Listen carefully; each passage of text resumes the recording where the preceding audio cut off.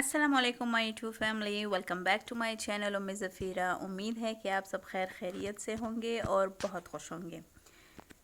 अच्छा जी, तो आज का हमारा टॉपिक होने वाला है ससुराल वालों के बारे में कि वो क्यों पराए ख़ानदान से आई हुई लड़की को अपना नहीं पाते। इसके हम कुछ वजूहात को देखेंगे कि ऐसा क्यों होता है, और फिर हम इसका हल पेश करेंगे कि ऐसे में एक लड़की को क्या करना चाहिए। अच्छा जी, तो सबसे पहले तो हमें तहे दिल से जब एक लड़की एक घर में जाती है तो सब लड़कियों की तकरीबन यही ख्वाहिश होती होगी कि वो उस घर में अच्छी तरह से एडजस्ट हो जाए, वो सबके साथ घुल मिल कर रहे। लेकिन क्या होता है, ससुरालियों का एक क्या कह सकते हैं इसको, एक ख़ामी कह सकते हैं कि वो उनकी ये होती है कि वो एक लड़की को बस जज करना शुरू हो जाते हैं कि एक लड़की फैमिली में आ गई है तो पता नहीं उन लोगों को बस कुछ कहने का और सुनने का और इस सब चीज़ों का मौका मिल जाता है उस लड़की के बारे में। तो ये क्यों होता है, इसकी कई वजूहात हो सकती है। इसकी सकाफ़ती वजूहात भी हो सकती है। अगर लड़की किसी और इलाके से, किसी और ख़ानदान, किसी और ज़ात से आई है तो वो उनको अपनाते नहीं हैं, क्योंकि उनको इनसिक्योरिटीज़ सी लगती है उस लड़की से कि वो हमारे रस्म व रिवाज को समझ नहीं पाएगी, वो यहाँ एडजस्ट नहीं हो पाएगी। लेकिन अगर वो लोग चाहें तो वो उसको उस माहौल में एडजस्ट करने में मदद कर सकते हैं। लेकिन नहीं, उस लड़की को तो बस जज किया जाता है, सब जजमेंटल बन जाते हैं उस लड़की के आ जाने से। दूसरी जो वजह हो सकती है वो है इत्मीनान की कमी। कई मरतबा ख़ानदान से बाहर की लड़की पर इत्मीनान करने में वक्त लगता है, क्योंकि वो अपनी नहीं समझी जाती। अपनाइयत के लिए वक्त और तजुर्बा दरकार होता है, जो इब्तिदा में नहीं होता है।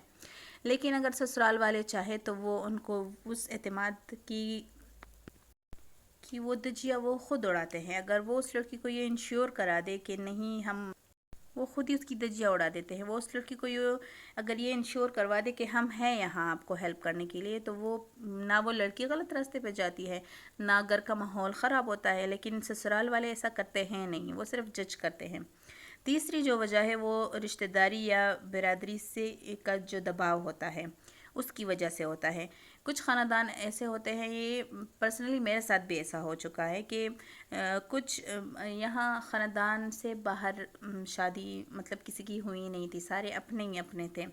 लेकिन चूँकि मैं बाहर से आ गई तो वो बहुत सारे मसाइल बन गए, लोगों का दबाव आ गया कि तो आपने ख़ानदान से बाहर कर ली, ये मतलब गैर मुनासिब समझा जाता है। तो एक वजह ये भी है कि लड़की को क्यों कबूल नहीं किया जाता ससुराल में, उसे हमेशा एक कटहरे में क्यों बांधा जाता है, क्यों खड़ा किया जाता है हमेशा से। तो उसकी वजह में एक वजह ये भी है।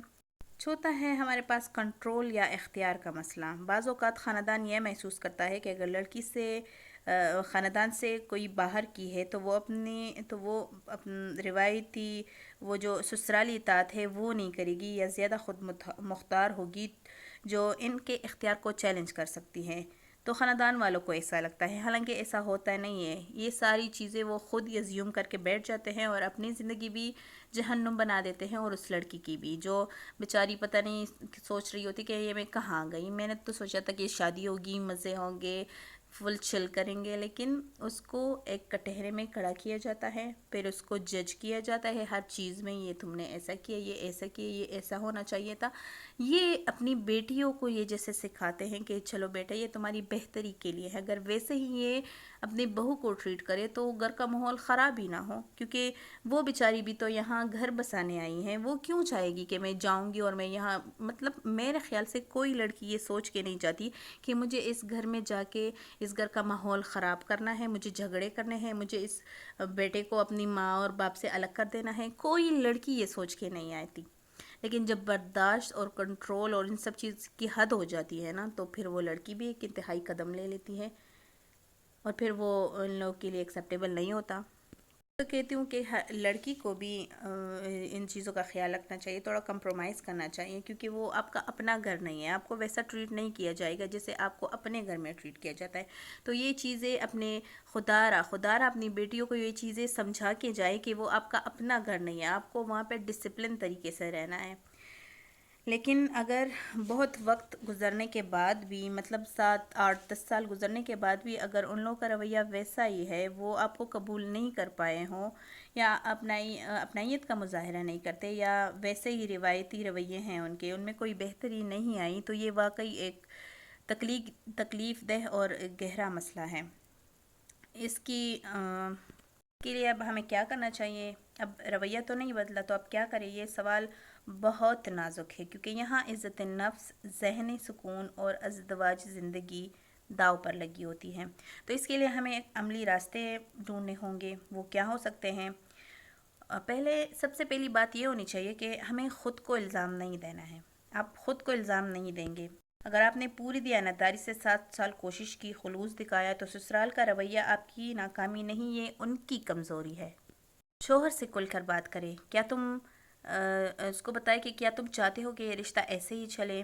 میری عزت اور سکون کے لیے تم کیا کر سکتے ہو؟ اس کو اپنی دل کی ساری باتیں بتائی کہ اس کو پتہ ہو کہ آپ کے ذہن میں چل کیا رہا ہے۔ حدیں طے کر لے، سیٹ باؤنڈریز۔ اگر تعلق ٹاکسک ہے تو تھوڑا فاصلہ رکھنا بھی بہت ضروری ہے، جیسے کہ آپ الگ رہائش لے لیں یا رابطے کر دیں۔ اگر الگ رہائش تو بہت ضروری چیز ہے، اس پر ہم کبھی بعد میں ڈیٹیل میں بات کریں گے، لیکن رابطے آپ محدود کر لیں۔ اپنی پہچان اور خوشی پر توجہ دیں۔ یہ زندگی صرف سمجھوتے کا نام نہیں ہے، آپ کی خوشی اور سکون بھی اہم ہے۔ اپنے آپ کو وقت دیں، اپنے بچوں کو، اپنے شوہر کو وقت دیں، اپنی صلاحیتوں کو نکھاریں اور ایسی چیزیں کریں جس سے آپ کو خوشی ملے۔